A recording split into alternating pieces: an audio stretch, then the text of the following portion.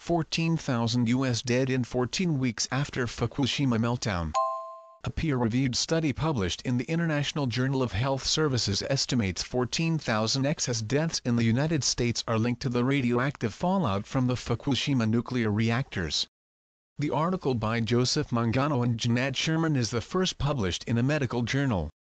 The study of Fukushima health hazards is the first to be published in a scientific journal.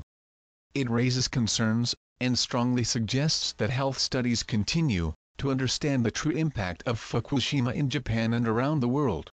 Findings are important to the current debate of whether to build new reactors, and how long to keep aging ones in operation, writes Joseph Mangano, who is an epidemiologist. The authors write that their estimate of 14,000 excess U.S. deaths in the 14 weeks following the Fukushima meltdowns is comparable to the 16,500 excess deaths in the 17 weeks after the Chernobyl meltdown in 1986. Most of the deaths occurred among U.S. infants under age 1.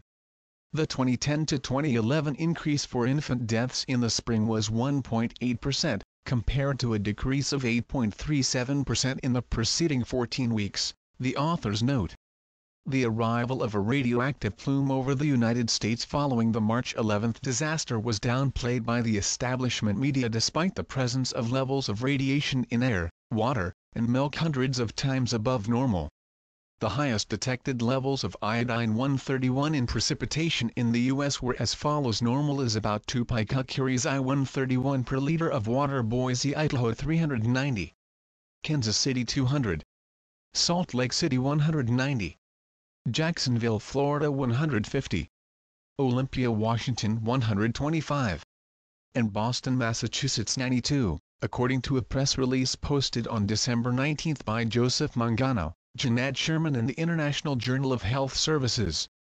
Based on our continuing research, the actual death count here may be as high as 18,000, with influenza and pneumonia, which were up 5-fold in the period in question as a cause of death.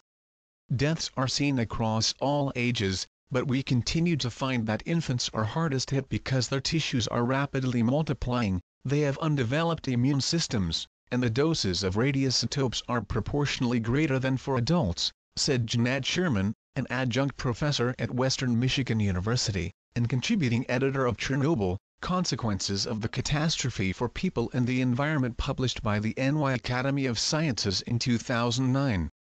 The health impact of the radiation released from Fukushima was downplayed by the Japanese and U.S. governments. The United States came up with a decision to downplay Fukushima, said Arnie Gunderson, an energy advisor veteran with 39 years of experience as a nuclear power engineer. The U.S. government has come up with a decision at the highest levels of the State Department, as well as other departments who made a decision to downplay Fukushima, he said. Hillary Clinton signed the pact with Japan that she agreed there is no problem with Japanese food supply and we will continue to buy them, so we are not sampling food coming in from Japan.